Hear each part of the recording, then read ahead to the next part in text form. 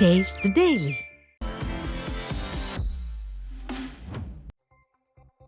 Bahrain நாட்டில் நடைபெற்ற ஆசிய இளையோர் கபடி போட்டியில் தங்கம் வென்ற திருவாரூர் மாவட்டம் வடுவூர் மேல்பாதி கிராமத்தைச் சேர்ந்த இளைஞரை கிராம மக்கள் பாராட்டினர். 18 வயதிற்குட்பட்டோருக்கான இந்திய கபடி அணியில் தமிழ்நாட்டிலிருந்து திருவாரூர் மாவட்டத்தைச் சேர்ந்த அபினேஷ் மோகன்தாஸ் இடம்பெற்றிருந்த நிலையில் ஆசிய அளவிலான கபடி போட்டியில் இந்திய அணி ஈரானை வீழ்த்தி தங்கம் வென்றது.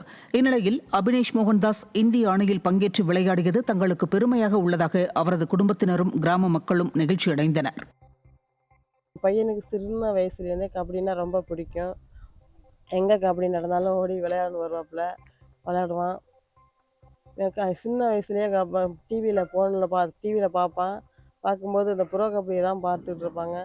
அப்போ அந்த பிள்ளைங்களாம் அடிச்சுக்கிட்டு நீ ரொம்ப கிழிச்சு நான் விளையாடுற ஒரு நாளைக்கு மேல் வருவாமான்னு சொல்லுவான். நீ கிழிச்ச அப்படின்னா கூட நான் பேசுவேன். இப்போது இந்தியாவுக்கு பெருமை தேடி கொடுத்துருக்கேன். பையனுக்கு ரொம்ப எனக்கு சந்தோஷமாக இருக்குது.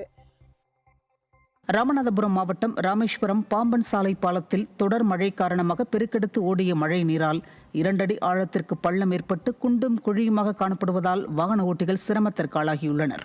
மேலும் பாலத்தின் கைப்பிடி சுவர்களில் ஏற்பட்டுள்ள விரிசல்களால் கான்கிரீட் கம்பிகள் வெளியே தெரியும் நிலையில் வாகன ஓட்டிகள் கடும் அச்சத்துடன் பயணிக்கும் நிலை எழுந்துள்ளது. தினமும் பல்லாயிரக்கணக்கானோர் சுற்றுலா வந்து செல்லும் இப்பகுதியில் உள்ள முக்கிய பாலத்தை முறையாக பராமரிக்க வேண்டுமென விடியா திமுக அரசுக்கு பொதுமக்கள் வலியுறுத்துகின்றனர். புதுச்சேரி துறைமுகம் செல்லும் வழியில் 2.5 கோடி ரூபாய் மதிப்பீட்டில் மீன் மார்க்கெட் கட்டி முடிக்கப்பட்டு திறக்கப்படாமல் இருப்பதால் சமூக விரோதிகளின் கூடாரமாக மாறியுள்ளது. அம்பேத்கர் சிலை அருகே துறைமுகம் செல்லும் சாலையில் வியாபாரிகள் மீன் வியாபாரம் செய்து வருவதால் போக்குவரத்து நெரிசல் ஏற்படுகிறது.